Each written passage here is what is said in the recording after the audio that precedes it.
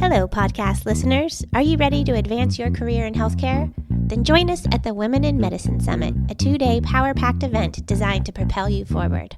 The Hit Like a Girl pod crew will be there cheering you on at the Drake Hotel in Chicago, happening on September 13th and 14th. Get ready for skill-building workshops, inspiring talks, and actionable strategies to help you thrive in your healthcare journey.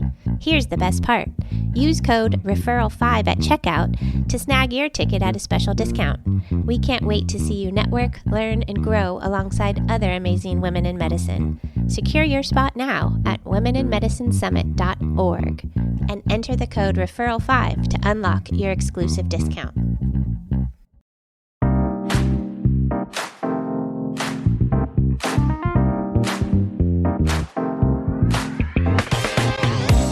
Welcome to the Hit Like a Girl podcast. We are here at Health Europe. This is awesome. We're in Amsterdam. We're in Amsterdam. Woo-hoo. And I am with Dr. Brittany Barreto. Again, lovely to see you again. I love every single time that we run into each other. It's always a blast. Yeah. And it's mostly because I'm so impressed with how much of a badass you are and how much you get to accomplish in all of the worlds that you're in and everything you see. So I love my life. I just travel the world and I ask people, did you consider sex and gender in your research and your product design? I really feel like I'm influencing people and that makes me so happy. You really are.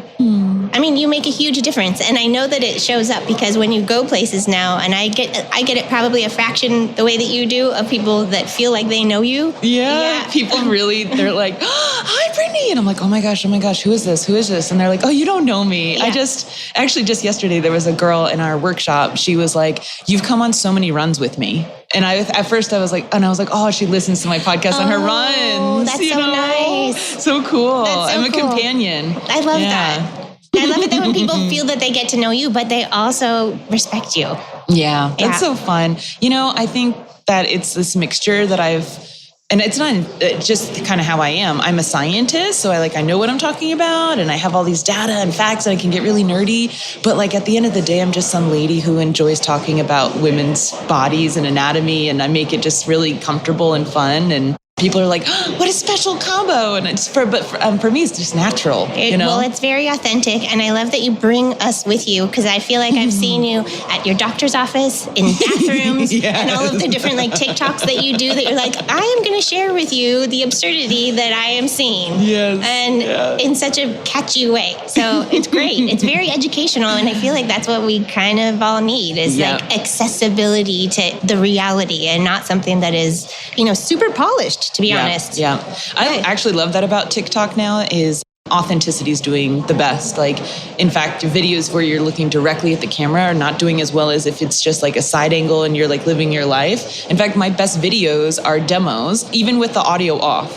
Just put a trending song on and it's me messing around with some medical device and people are loving it. Okay, so I want to talk to you about all of the things that you see because you have insights to medical devices and softwares and technologies and women's health in general. And so, I don't know, top 5 that you see, top 3 if you can think of them. But what are the things that have left lasting impressions that you feel like other people need to know about? I am pausing because there's so many. Let me decide what I want to pick. I'm a big fan of Nua Surgical. It's a medical device out of Ireland, and it is for C-sections. So essentially, when you have a C-section or a cesarean where your whole abdomen is cut open, they are literally using hands to hold your abdomen open. And in fact, I've even heard of cases where they use tape, where they tape the woman's body down to the table to get the baby out. This is crazy in 2024 that's the standard of care. And so Nua Surgical, it fits into one of my favorite categories of Femtech, which is called duh. Obviously, why did this not exist yet? And it's literally just a deep oval that helps open the abdomen, and it takes into account all the different layers of the skin, the muscle, the uterus, and then and it opens up big enough for the baby to come out. And it's duh. And it's going to decrease infection because you're no longer using hands. It's going to increase your recovery time because your body is literally being pulled apart, right? And so if you have a device that's making it more of a gentle experience, the woman's going to recover faster. Just because she can't feel it in that moment, she's going to feel it for the next few weeks. Right. I mean, it's muscle tissue. It's not just going to return to normal in a few weeks. That's right. Yeah. I mean, I don't know if anyone's ever had like a scar that itches, but can you imagine your entire abdomen has a giant one on it, like that's just so uncomfortable. So that's one I'm really excited about. Another company I'm really excited about is KEG. So it's a cervical mucus monitor for fertility, and they've helped over 25,000 couples have kids in the last few years. And that founder is she's skyrocketing. She's doing so well. What are we tracking with mucus? So sperm actually can't enter through the cervix into the uterus unless the cervical fluid is in certain alignment. It's actually quite cool. So your cervix, which I like to think of as like the knot on the bottom of the balloon being your uterus, the cervix is the thing that's holding the air, i.e. baby, inside, okay? And it does have an opening where the menstrual effluent can come out and the semen can come in, but it actually has glands in it. I just recently learned this. It has glands. So when you're quote unquote wet, sexually aroused, that's actually where that's coming from. I never knew that. Okay. Yeah, there's glands in your cervix that are releasing this fluid. And depending on its viscosity, if it's thick, then the sperm can't swim through it. But if it's very liquidy, then the sperm can swim through it. And it's actually set up that way specifically to block sperm from entering when you're not fertile. Oh, Isn't wow. that crazy? Our bodies are amazing. Amazing. Women's bodies are so amazing. And so they're measuring the viscosity of your cervical fluid using this. It looks like a Kegel ball with a little gold ring on it that measures the fluid. So you put it into the vagina. They actually promote like brush your teeth, put it in, brush your teeth. By the time you're done brushing your teeth, it Bluetooth connects to your phone and it has a monitor that says whether or not your viscosity is, for fertile or not. So cool. That's amazing. Yeah. So, all right, there's two. There's at least two.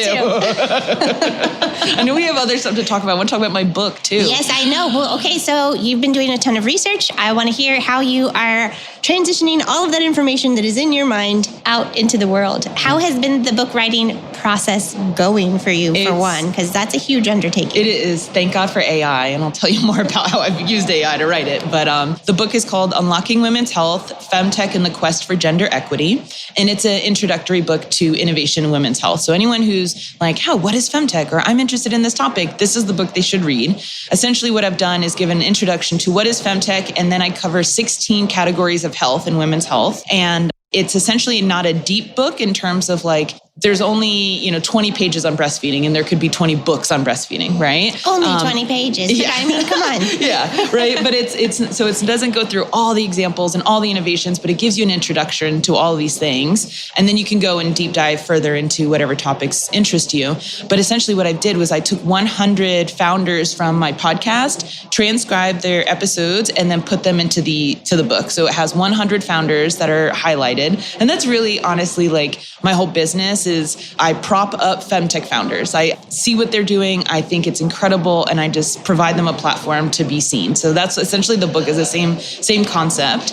And I wrote it because I wanted to read a book on Femtech and couldn't find one. Today, if you look on Amazon, write Femtech, there is nothing. Are you serious? Yep, there's literally nothing. So it'll be the first book on Femtech. Well, I can imagine it's already going to be a bestseller because everybody's looking for information on that. It's huge. And especially opening up the $1 trillion opportunity in women's health. Yeah. By the way, not to diminish, I anticipate it being a bestseller and not to diminish that title, but did you know that to be a bestseller, you have to select certain categories that your book falls under? Guess how many books you have to sell in menopause to be considered a bestseller? How many? 11. Shut the front door. 11.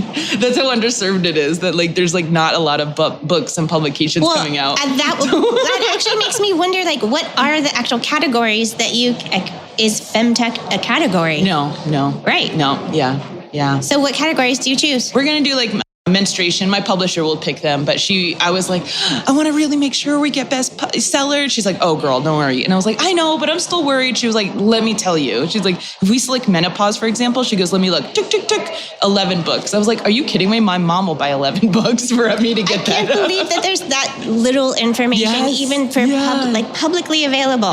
You know? So not to diminish that I'm going to be a best-selling author. I'm definitely putting that on my LinkedIn, but it actually really speaks to how underserved our industry is because you only have to sell 11 and be considered bestseller.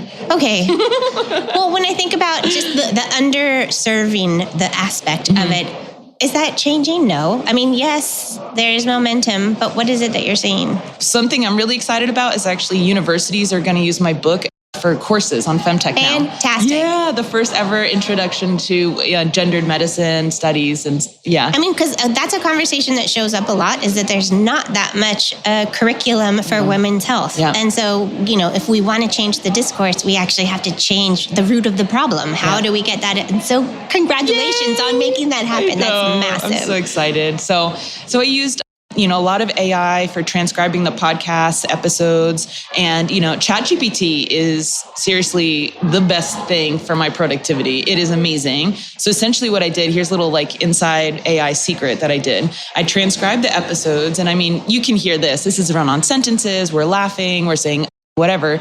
That's not very easy to read if I just put directly the words into the book. So what I did was I dropped the entire interviews, 45-minute interviews, into ChatGPT.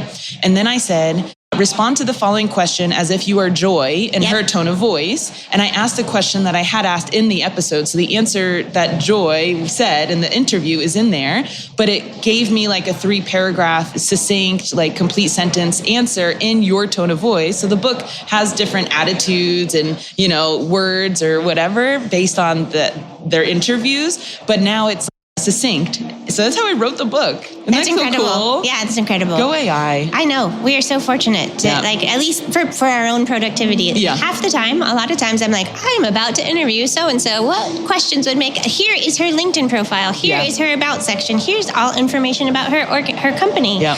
I mean, LinkedIn, I do have a lot of interns and fellows that work for me, and they're always looking for recommendation letters. I mean, it's so easy now. I'm just write a recommendation letter for so-and-so for this program. She is these 5 characteristics, and she was really great at this. And it's bloop, amazing professional thing. So, yeah. Well, when you think about just running a business and being an entrepreneur, the amount of administration and things that need your attention, and you're just write an about section about yourself, but in 30 characters are left. That's right. And you're how? Yeah. you know what I'm really excited for is when they finally come out with a plugin for dating apps so that AI can chat with people on my behalf. And then they can ping me when they're okay, this person's qualified enough. You can start talking to them now. It'd be funny if your AI starts talking to their AI. Well, yeah, AIs should just check with each other. And then, good fit. Yeah. They're a match. I love it. Well, yesterday we were part of a pretty interesting ideation session. And so it was day 0 at Health Europe. And we were 3 hours with how many people were in? My gosh, at least 75. Yeah. Maybe even 100. I would say 100. Yeah. And broken up into 5 different categories and addressing how do we change and address the biggest problems of these 5, I think it was 5 different major conversations. I was in menstruation and reproductive health. There was also brain cancer. You were in? There was autoimmune, and then I was in investment. Okay. That tended to have the biggest conversation. Yeah. I mean, we all ideated, came up with all of our ideas, presented what we thought was the best one at the end, and it was obvious that the investment conversation warranted the most conversation and questions and discussion at the end. That's right. And I feel like that might be a hint at part of the biggest changes that need to be made in order to make an impact in women's health. Yeah. And I just want to get your feedback on that. I mean, what was it like being part of that conversation, and what did you take away so far? And I know that conversation's not done yet. Yeah. Well, before I say anything, let me say that I was so grateful for the experience. I thought it was really well thought out, well organized, executed, and I was grateful that the organizers put it on, okay? With that being said, there was definitely even discourse within our groups and even the organizers of it in terms of what they thought was important or prioritized, or even there were some comments made that I was we have more work to do. That's a very sexist comment that was just made, someone actually came up to our table and said, and this is one of the organizers came up and said, you should think about women's health in terms of the fashion industry, because, if you can make the case to investors that fashion has so much money because women, dominate that field, and try to make the case that women are participating in healthcare. And I was what are you talking about? We're talking about medical gaslighting, reimbursement codes, grant money for scientific research. How is any of this going to relate to, there is no one-to-one in fashion. Yeah, sorry. Literally the only is that more likely a woman is making a decision on fashion for her family, or more likely a woman's making a decision on medicine for her family. That's literally like the only crossover. Like, I'm not going to make a whole thesis about that. So even within the leadership that was so well intentioned, there was still some perception of women's health that was just so off the mark, you know? So we have a lot of work to do, but we did come up with some really cool stuff. And I was really excited with the idea we came up with at my table, because what we were talking about is one of the biggest barriers to investment is that really early stage investment, that first big round of investment, because most Femtech founders are actually spending their first round of funding on basic scientific research. The reason they're doing that is because we're 100 years behind. And we don't have the data. We don't have the data. Yeah. And so we can't even make the product because we don't have the data. Like, for example, endometriosis diagnostic. We still do not know the markers of endometriosis, so we can't even create the diagnostic test. So the first round of funding is actually going into research. And so our argument is that that's actually not investors' responsibility. That's the government's responsibility to put on grants to fund research, right? And so we're like, all right, well, how do we make governments fund early stage research? And we were like, what if there was some like grant matching program where if you're investing in women's health, if a company gets $1 million from investors, governments will match it with another $1 million or something like that. And the idea we actually, at the end of the day, boiled down to was, in the United States, we're actually just started a lobbying group, a PAC, that is going to be influencing policy at Capitol. To say, be in every room, in every conversation, essentially forcing the conversation around sex and gender in medicine. What if Europe had something similar, where there was a lobbying group that's lobbying the EU, lobbying the European Investment Fund, which is a giant, trillions of dollars fund that invests in funds around Europe? What if they actually said, hey, if you get money from us, we require that 10% of your healthcare investments are in women's health, right? So how do we lobby them? So that was our idea that we came up with that I was pretty excited about. Well, I mean, I'm a huge advocate for policy being a driver of change. And, if things aren't mandated, a lot of times they won't change. Yeah. Like, change doesn't just, and it's similar with power. It's not given, it's taken. Yeah, it's kind of similar to, we can look at the climate tech industry. So much climate tech startups actually allocate some of their budget to lobbying. Maybe not so much anymore, but they used to, right? Because we were literally fighting the perception that global warming wasn't real, right? Now we're all accepting it, okay? I feel like we're in the same boat with Femtech right now, where people are like, is it really that bad? And like in 20 years, no one is going to say that it's niche or that it's not that bad. Like, everyone's going to be on board and pushing it. And one of the conversations, I think, with investors, or the investment conversation, is the mindset shift of thinking, okay, let's stop complaining about the problem and start thinking about the opportunity. Yeah. Because if the investment folks in their mind are just thinking numbers, well, guess what? There is so much opportunity to be made from all of the advancements that could happen. And one thing that stuck with me from the conversation was the amount of money that has been committed to women's health. And I think it was something like $100 million, right? Yeah. And the lady in the back was like, can we just talk about how much it costs to house an elephant in the Zurich Zoo? And it's $70 million? $70 million a year. And Switzerland, that same country that pays $70 million a year for the one elephant, it dedicated $11 million for 5 years for women's health research. And it's like, how can we not be, we're just like, thank you? Thank you for half of the population to just sort of have a fraction of the budget that one elephant gets? Yeah, and I love elephants. I do too. Pro elephant. They're matriarchal, love elephants. No, they keep their budget. Well, also give us budget. Yeah, and it's just wild to think that that is the absurd conversation that we are having, and it feels like half the time, like, are we taking crazy pills? Yeah. Another thing I felt like we got too hung up on, and I actually disagreed. And I was like, I'm not in charge here. How much do I pipe up? But it was.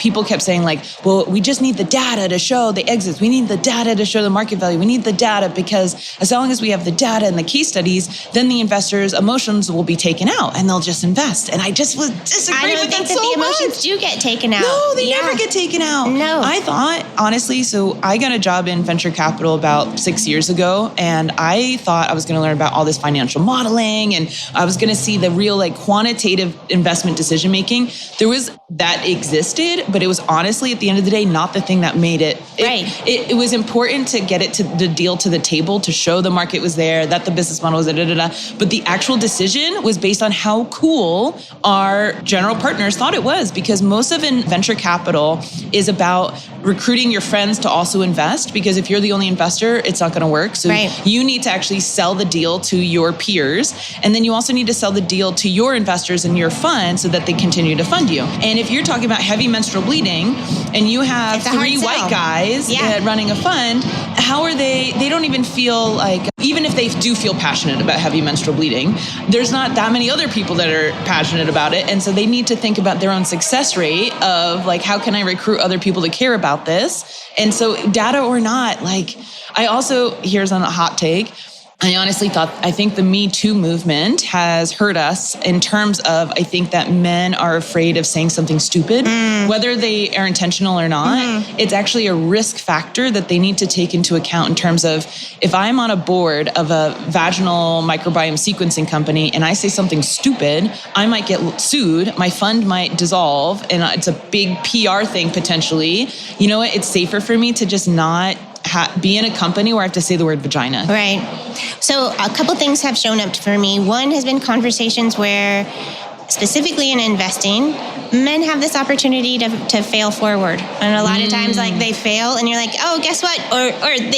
Or we raised half a $1 billion and we still went down. And guess what? I'm still going to make that person the CEO of the next company. I'm like, we don't get that privilege. Elon Musk, Adam Newman, Yeah, and then the other one was, and on the teams of folks writing the checks for investment, that like somebody mentioned that when you can see where people spend their time on that, like for women-founded companies, they spend the majority of their time looking at the team slide, who is in charge. However, for male-founded companies, they look at the vision and or the numbers. And so we're just getting scrutinized on completely different things. I thought that was so interesting, that DocSend, they said DocSend. So for those who don't know, a lot of founders will send out their pitch deck using DocSend, because then you can tell who's looked at it, you can see what pages slides they looked at, and that's what they said. It's really, that female-founded decks, the investors are spending most of their time on the team slide, but male-founded decks are spending their time on the business model slide. And I almost feel like, hey, if you're looking for data, there's some data. Like, hey, we're looking that, like, we're getting judged totally differently. And I mean, I'd like to think that they're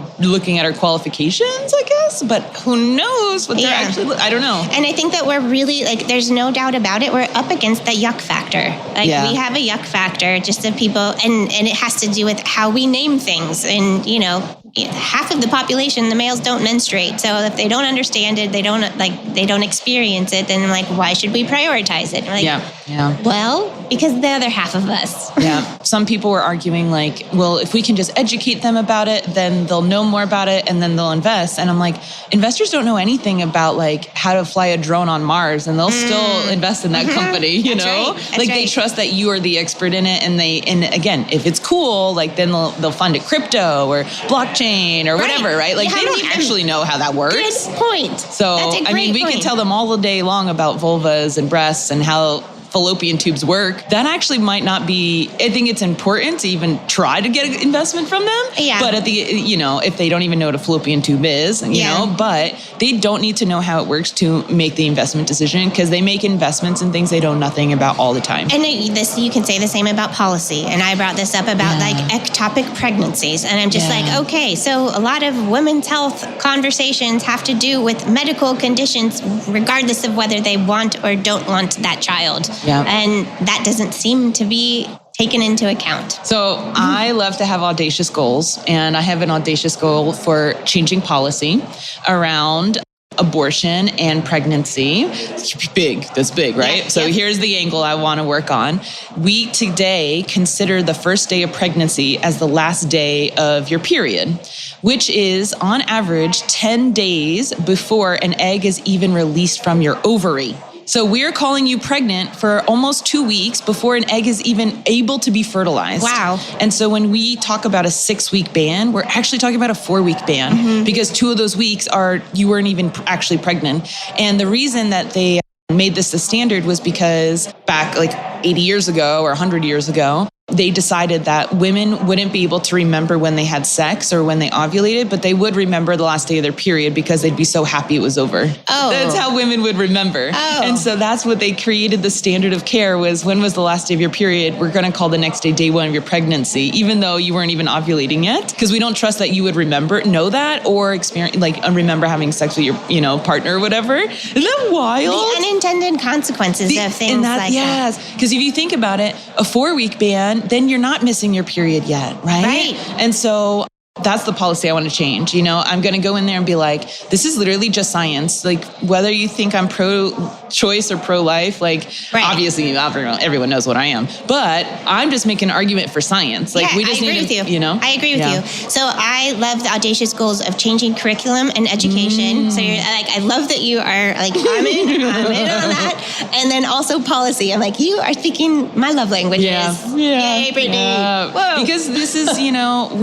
I love podcasting and I love having 3D printed uteruses at conferences and stuff. But if we're really going to leave a legacy, change the world, really move mountains, these are education and policy are huge. Yep. I'm here for it. I'm here for it. I'm here for you. Thank you for being here. This was so fun. Fantastic. Thank you. Yeah, my pleasure. Thanks for listening. You can learn more about us or this guest by going to our website or visiting us on any of the socials with the handle Hit Like a Girl Pod. Thanks again. See you soon. Again, thank you so much for listening to the Hit Like a Girl podcast. I am truly grateful for you, and I'm wondering if you could do me a quick favor. Would you be willing to follow or subscribe to this podcast, or maybe leave us a rating or review? Or if you're feeling extra generous, would you share this episode on your Instagram stories or with a friend? All those things help us podcasters out so much. I'm the show's host, Joy Rios, and I'll see you next time.